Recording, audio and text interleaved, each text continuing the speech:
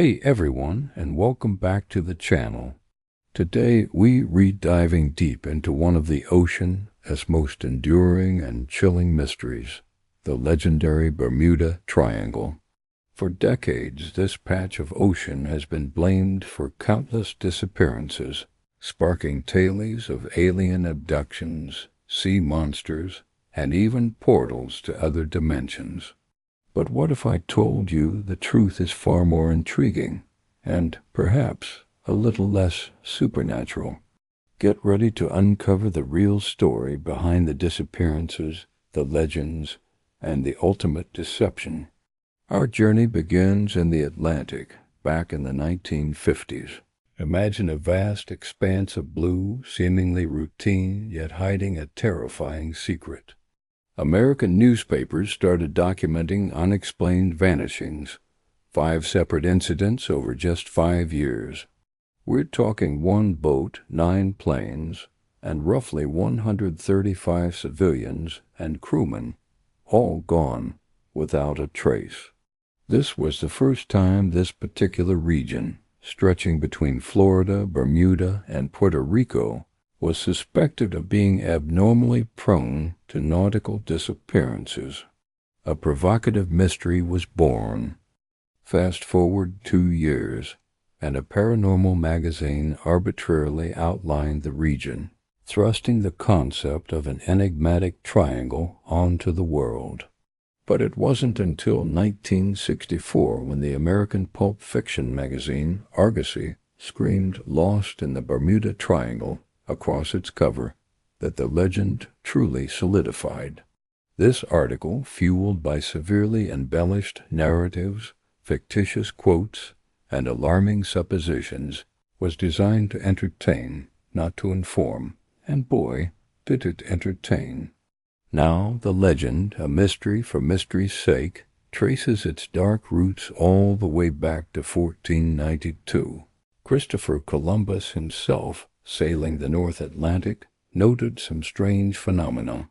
His crew saw a fireball, compasses inexplicably malfunctioned, and a strange light hung above the water.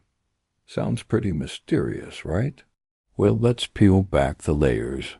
That fireball, a marvelous branch of fire that fell into the sea, was most likely a meteor. Turns out, meteors are pretty common sightings that time of year. As for the compass issue, noticed on September 17th, that was magnetic declination, the difference between magnetic north and true north.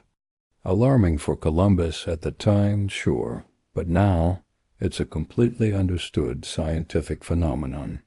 And crucially, neither of these 2 events occurred anywhere near the Bermuda Triangle.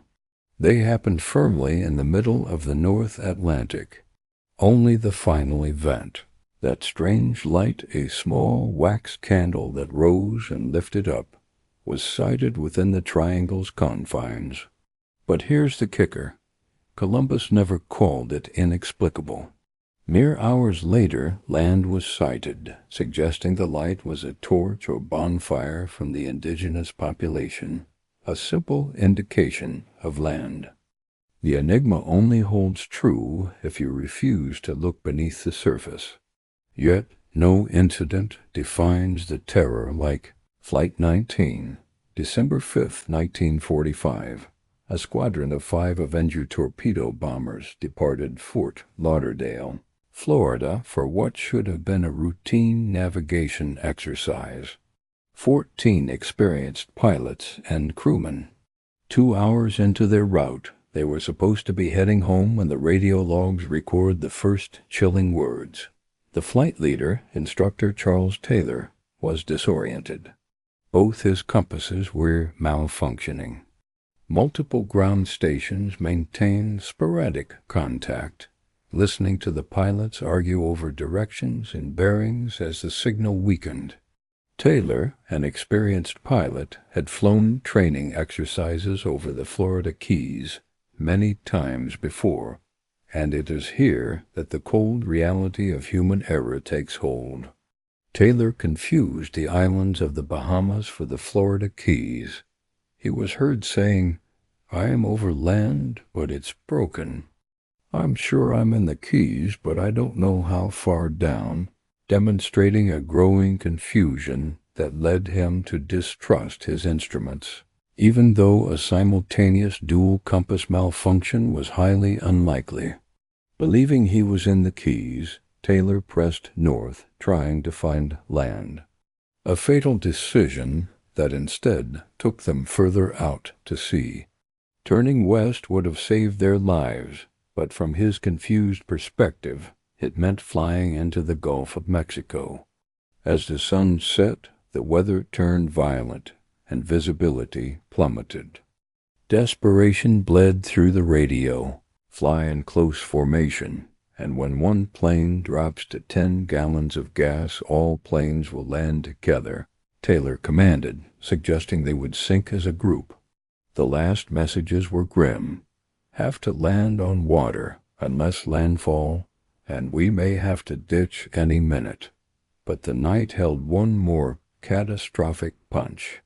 A flying boat, ST-49, diverted to search and rescue, was dispatched to their approximate location. Just 23 minutes after a routine departure transmission, the ST-49 vanished. Then a nearby ship reported seeing a plane catch fire and explode upon impact with the ocean, creating an inferno with flames rising 30 meters high. The ship later found debris and a pool of oil, but no survivors. Though a systematic week-long search involving tens of ships and hundreds of planes found nothing of Flight 19, the evidence suggests they crashed from fuel starvation, while the ST-49 combusted and exploded. A terrifying possibility given that it had went aground the day before due to a known engine malfunction. In the end, 6 planes and 27 airmen sank into the depths. Now, not all cases offered such grim clarity. Take 1949, when the Star Ariel departed Bermuda for Jamaica. The pilot, highly experienced, made a routine transmission an hour into the flight under excellent weather conditions, and then the plane was simply never seen again. No distress call, no evidence of a crash, no probable cause. This bafflement only grew when investigators recalled its sister plane, the Star Tiger, which vanished a year prior near Bermuda. The subsequent investigation of the Star Tiger concluded that what happened would never be known, calling it the most baffling problem ever presented. But cold investigation offered a dark twist. The Star Tiger had been poorly maintained with unrectified defects. This particular model was known to have a cabin heater prone to malfunction, creating a chance of combustion or explosion due to hydraulic vapor escaping onto the hot heater. The mystery that seemingly defied science might have been simple, deadly engineering failure. Perhaps the most haunting scenario played out at sea with the 5-masted sailing vessel, the Carroll A. In January 1921, she sailed from Barbados toward Virginia. Weeks later, she passed a lightship near North Carolina, where the person at the helm described as a red-headed man with a Scandinavian accent. Notably, not the captain used a megaphone to report they had lost both anchors. The ship never reached port. 2 days later, the Coast Guard found the Deering run aground on the Diamond Shoals, abandoned. The ship's log, the crew's personal belongings, key navigational equipment, various documents, and critically, the ship's 2 lifeboats were all missing. Furthermore, the steering wheel and other equipment appeared to have been intentionally destroyed with a sledgehammer. While a message in a bottle claiming piracy was later discovered to be a hoax written by the finder, investigators found compelling evidence of foul play and mutiny. The captain and first mate's relationship was notoriously strenuous. The first mate had even boasted he would get the captain before they reached their destination. However, this internal malice did not explain why the ship was abandoned, or why the 11 crewmen vanished so completely.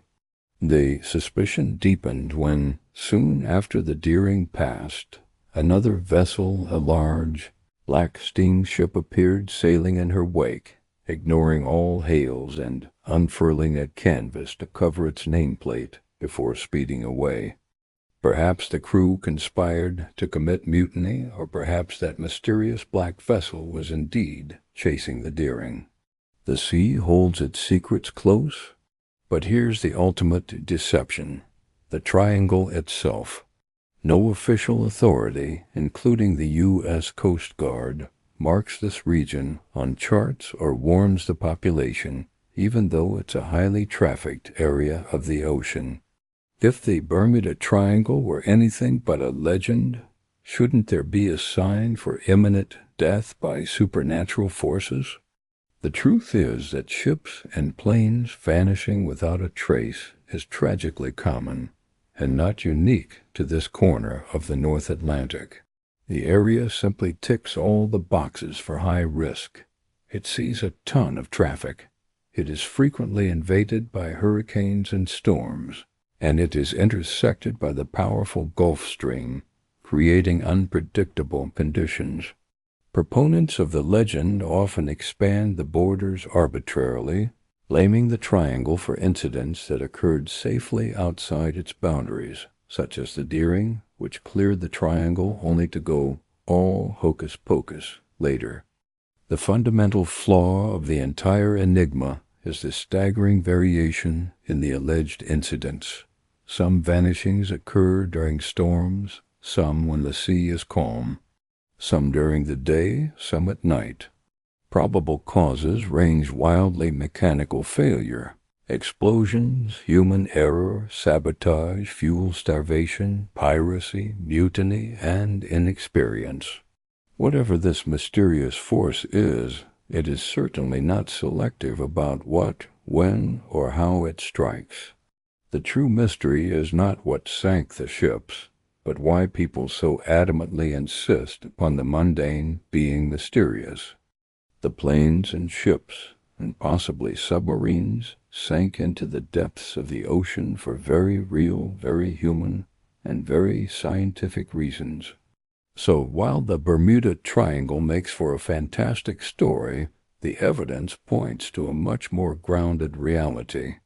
It's a powerful reminder that sometimes the most captivating mysteries have surprisingly simple, if tragic, explanations. What do you think?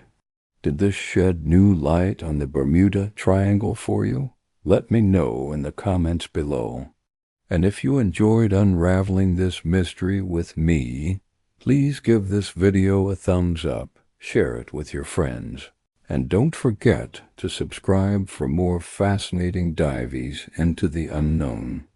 Thanks for watching, and I'll see you in the next video.